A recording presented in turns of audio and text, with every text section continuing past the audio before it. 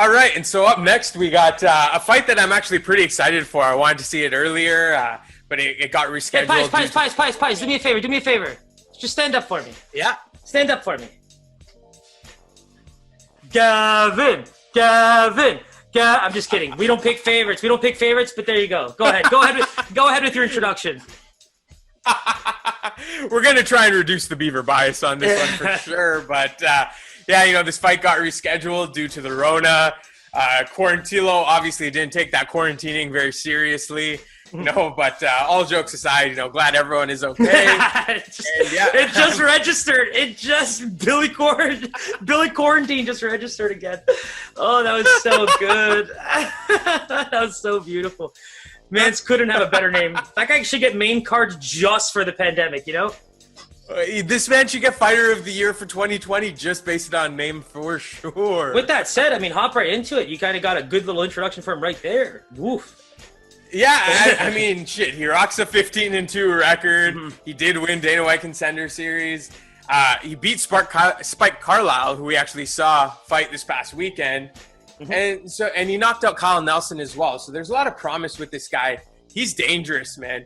He seems like he gets better as the fight goes on. He has good adjustments. From what I've seen, he just gets more and more dangerous as the round goes. So It's really going to be on Gavin to kind of try and take advantage of that first round.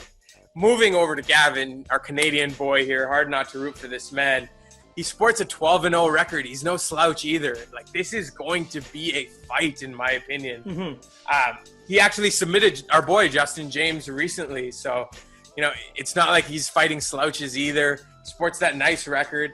His lone loss in his career was to decision back in 2017 to Rick Glenn, right? So, this is going to be a great one. Tee it up for us here.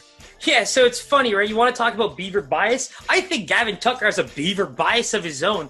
I would have loved to see where his career would have been had he not decided to only fight in Canada for most of his career. If you go look at his record, he debuted as a professional in February of 2011. And he's a Halifax kid.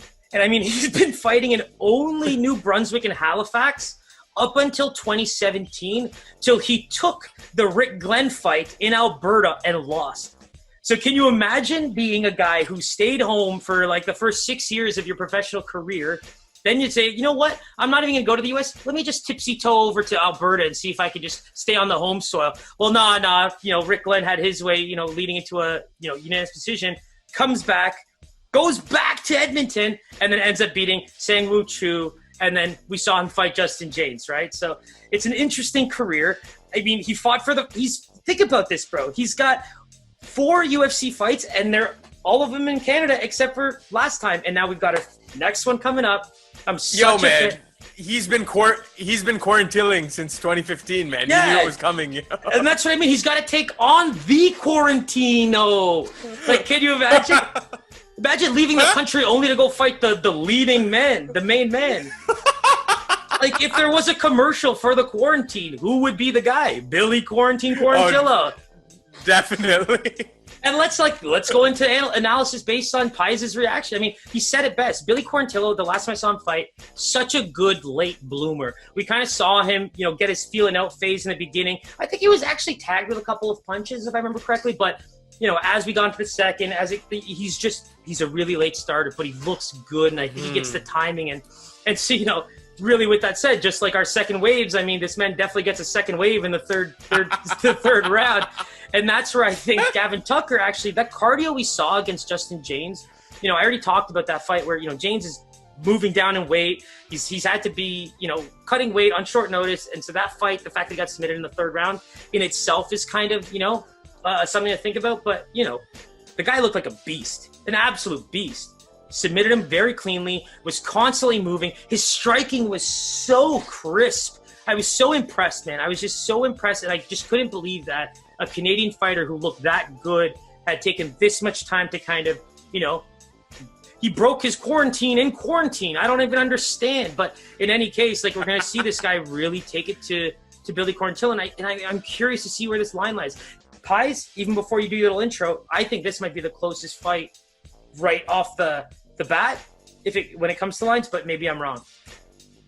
I mean, even before looking at the lines, the matchup on paper, it's just like, I have no idea who's going to come out of this one. It's going to be a great one. So let's dive right into the lines. Who do you see as the favorite, and where do you see the line? Yeah, so this is really tough for me, Pies. Like, this was the one that I spent a bit extra time in, and I was trying to figure out where can you draw the line, right? And so this is what I did. Gavin Tucker, like I said, a lot of Canadian experience, and then took on a few guys in Canada for the UFC, and then most recently, Justin Jaynes, short notice fight, had trouble cutting weight, all that, jazz. So how can Billy Quarantillo not be a favorite? So I'm going to have to say Billy Quarantillo is a favorite. But I think Tucker looked so good that there's zero chance that Billy Quarantillo deserves a minus 200 or higher. That one would get me a little angry based on what I saw from him as a fighter. I don't care what Justin Jaynes looked like. That was a guy who can fight really, really well. And so minus 150, Billy Quarantillo. Oh, man, 2 for 2 bells, yo. Ring them bells. Let them go. So Quarantillo is actually a minus 130 favorite, and that has stayed true to the number. It doesn't look like it's moving. This is a very, very tough one to call, and it seems like Vegas feels the same way with their line. Yeah, and I think, you know what? Beaver bias. I think we're going to have a little, Canadian sprinkle there. I'm not going to lie. I think Gavin Tucker does have what it takes from a technical perspective to win this fight. And so when it comes to the striking, if Billy decides to go a little slow in the first round, you best believe Gavin Tucker is not. He is simply not. I was going to say, do we see potential for a Tucker first-round finish here? Well, those are the sprinkles that I don't mind taking anyway. But you just said it yourself. 100%. I mean, even if we're considering the man, how do we think he wins? He got a nice submission, but you've been really nice with like some of these prop bets when it comes to the end of the fights. We've put our heads together and come away with some really good ones lately. And so I would say that is like outcome for that fight is kind of some juicy lines to look into. For sure. We'll look to lock that one in closer to Saturday, but it seems like we got some Beaver bias on that one. All of our picks are going to be locked in on Instagram, on Twitter. We'll be making sure to post all our plays, including the entire fight night card, all of our picks. As always, hit that subscribe button, hit that bell. Anything else you want to plug, Siraj? Honestly, guys, this is probably gonna be my favorite card in a very, very long time, and so I'm gonna try my absolute best with Paisan to get as much content rolling out as we can for this week. We're gonna have a lot of fun with it, and I'm excited to maybe get together with you, Pais, and watch, because this is gonna be an absolute fire card. I can't wait.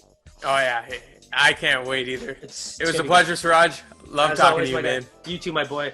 Maybe I'll be back in my Edward Snowden dungeon soon, but till then, peace out, y'all. Later.